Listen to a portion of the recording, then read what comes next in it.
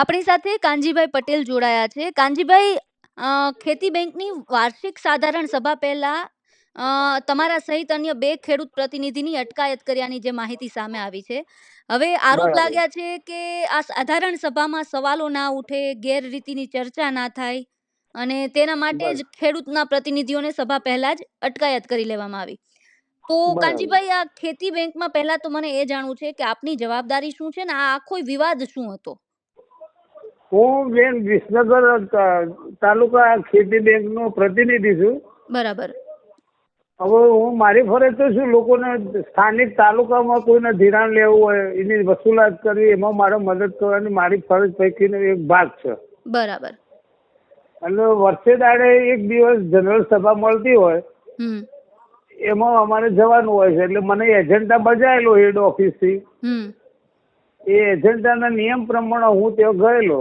હમ. હમ. હમ. અને ત્યાં અમે જેવા એન્ટ્રી કરી તરત જ મારી ધરપકડ કરીને પોલીસ અમને લઈ ગઈ બોડકદેવ પોલીસ સ્ટેશનમાં. બરાબર.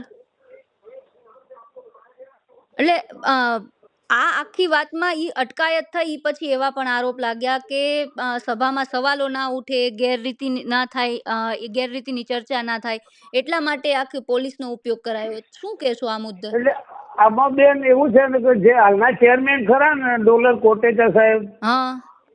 એ જમીન ધરાવતા નથી. બરાબર. ખાતેદાર નથી.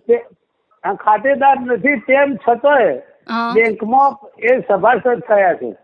અચ્છા. તો ડિપોઝિટ 5 લાખ ડિપોઝિટ મૂકીને પોતે શેર હોલ્ડર બન્યા છે. બરાબર. એટલે જે કાયદા વિરુદ્ધની બાબત છે. કારણ કે જ્યારે બેંકની સ્થાપના થઈ ત્યારે ખેડૂત ખાતેદાર સિવાયનો કોઈ પણ પ્રતિનિધિ શેર હોલ્ડર બની શકે નહીં, એવો બંધારણનો રૂલ છે બેન. બરાબર. એના સામે અમે એમના વિરુદ્ધમાં અમે જવાબ માંગેલો, ભાઈ અને જવાબ ના આપો. લેખિતમાં અમે 10 દાડા પહેલા આપેલું હોય. તો આ એટલે શું એનો લાગે જવાબ તમને, અમને એની પાછળ આ આખું ષડયંત્ર છે કે શું છે કાનજીભાઈ? આજે બેન જોર ઉકમી જ કહેવાય ને, લોકશાહીનું ખૂન કરવા બરાબર બેન. શું લાગે કાનજીભાઈ, કોનો હાથ હોઈ શકે આ આખા જે આમાં ચેરમેન સિવાય બીજું કોઈ હોય જ ના ને બેન. બરાબર. અને અમે ચેરમેન ને વિરુદ્ધમાં અવાજ ઉઠાવ્યો એટલે ચેરમેન જ હોય, આમાં બીજું કોઈ હોય જ નહીં બેન. પછી આગામી હવે શું રણનીતિ કઈ રહેશે? કારણ કે જે પ્રકારે અટકાયત કરી છે અને આખો વિવાદ થયો છે, હવે આગામી રણનીતિ શું રહેશે? આમાં તો બેન જો અમને સરખો જવાબ નહીં અમે કોર્ટ મેટર કરીશું. બરાબર. આ મુદ્દે વાતચીત થઈ છે ખેતી ના, બેંકના અમારે કોઈને લોકો વાત સાથે? નહીં, પણ અમે આવું કઈક વિચારીશું. બરાબર. એટલે અટકાયત થઈ, અટકાયત પછી જે 3 ખેડૂતોની તમારા સહિત બીજા 2 ખેડૂત પ્રતિનિધિઓ પણ હતા. હા, 3 જણ હતા અમે બેન. બરાબર. બરાબર. તો ઈ સિવાય બીજા કોઈ સાથે વાતચીત થઈ છે?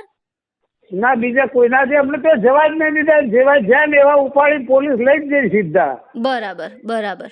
અને જનરલ સભા વેરાઈ જઈ ને પછી અમને પોલીસ ત્યાં મૂકી જઈ. બરાબર.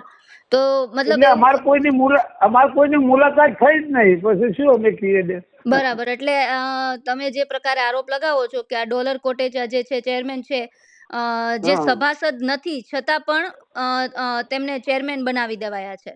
હા. બરાબર. અને આ પ્રકારના જે મુદ્દાઓ ઉઠાવ્યા હતા, સવાલો કર્યા હતા અને સવાલો એના ઉઠાવવા પહેલા જ. અનુસંધાનમાં અમારી ધરપકડ કરી. બરાબર. બરાબર. બિલકુલ કાનજીભાઈ, અમારી સાથે જોડાયા, તમામ માહિતી આપી તે બદલ આપનો ખૂબ ખૂબ આભાર.